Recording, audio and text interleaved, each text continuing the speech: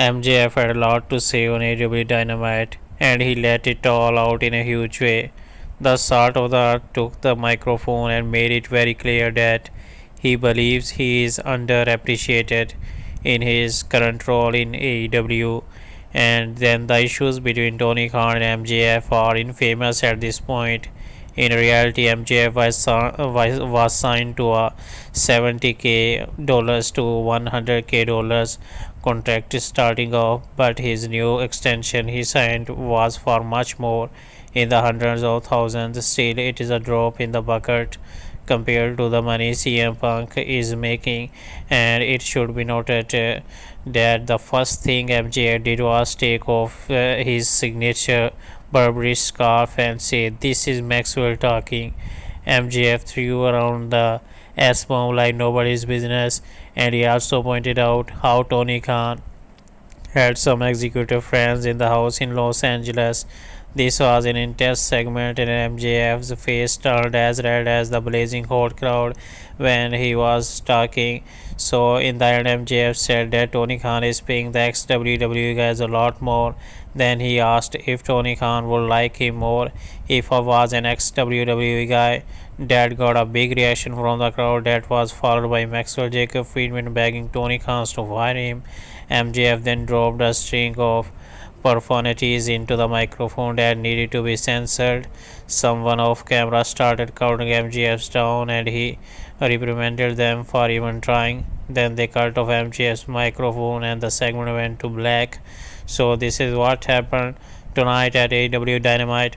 So actually this is we don't know this is a storyline or this is not, but MJF and Tony Khan's condition is really in the critical hands, and the AEW may be dropping a big superstar today. Johnny Elite made his return to AEW this week, and he had an open challenge going on. According to MJF, AEW is filling up with ex WWE guys, and then something happened in the next segment to more than prove that the Miro.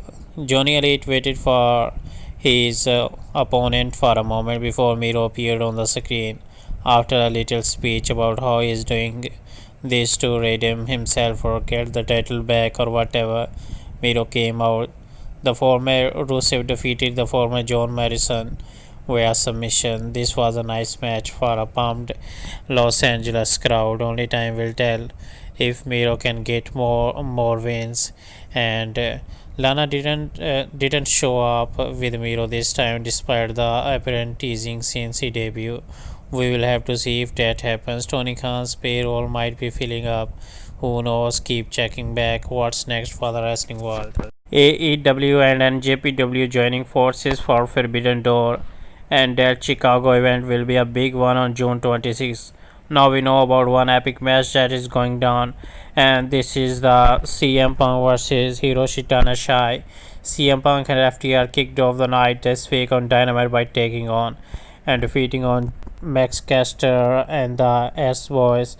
Then CM Punk just said that I want someone. Punk said that he knew his Forbidden Door opponent was backstage, and he cut to the chase. Then Hiroshi Tanahashi came out to a huge ovation in Los Angeles, California. It was later revealed that CM Punk and Hiroshi Tanahashi will battle on the Forbidden Door event.